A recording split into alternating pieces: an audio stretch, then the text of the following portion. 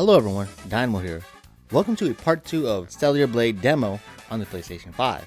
And this time, I want to discuss about the combat and overall gameplay. And by the way, this is not an entire review of the game. I just want to inform and address some concerns. Alright, I said in my previous video that I enjoyed my time during my first playthrough. And so I want to dig deeper to understand the game's systems during the second round, plus the boss fight challenge mode, to figure out what this game identity is supposed to be.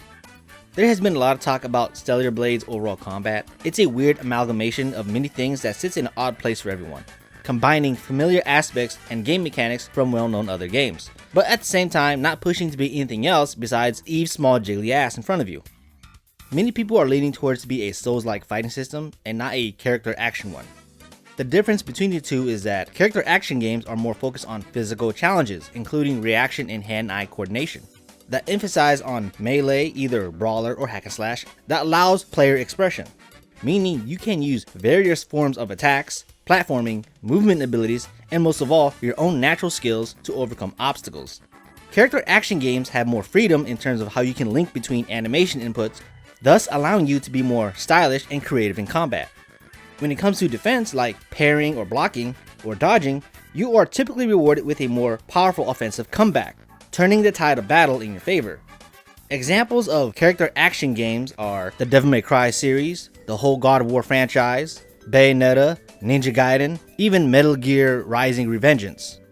So going through my second playthrough with the Stellar Blade demo, I realized that it is not a character action driven kind of game, because there are some areas in the melee where it kind of feels restrictive, like canceling or linking your combo strings has an extremely tight window to pull off.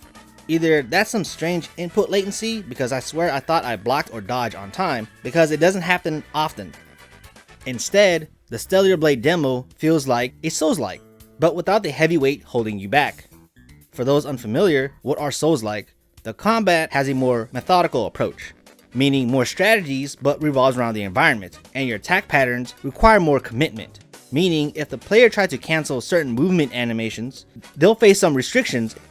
The majority of these Souls-like games have a strong emphasis on defensive play, like parrying and dodging are more about survival, to either deal a large singular damage or regain control of your personal space, an opposite of character action games.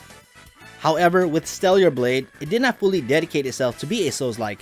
In my opinion, Stellar Blade is a walking contradiction, because as you can see here, Eve is putting up her defenses, and is a bit on the slow side, making it somewhat difficult to time the enemy strikes to counterattack.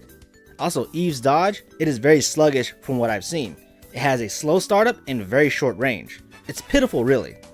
Then there is the shield gauge, which is your balance meter, borrowed heavily from Sekiro, another Souls game from Software. And so from what I've gathered so far in Stellar Blade, their Souls-like concept takes on a more aggressive form, just like Bloodborne and Sekiro itself, where it forces the player to go more on the offensive while using the defensive mechanics as a backup tool to continue your offensive bout. It's a little odd because Stellar Blade, it contradicts itself a lot, because you see the main protagonist Eve doing all this sorts of jumping, flipping with her cool acrobatics, displaying her agility, speed, and lethality, but the game punishes you hard like a Souls-like game if you don't properly commit to a certain move or routine. There's so much risk involved in her defensive options. Finally, I want to get to Eve's jump. It is so damn floaty. It's dangerous to even use in combat. I highly don't recommend doing that. But if you can pull it off, I would love to be proven wrong. In conclusion, I think Stellar Blade combat system is fine, but it feels like there's a lot of things missing that doesn't commit to itself fully. But I'm looking forward to the game when it releases, and I'm gonna give it a try and review this game probably about like a month later because I'm really slow. Alright, that's all I gotta say. Thank you all for watching. Dynamo out.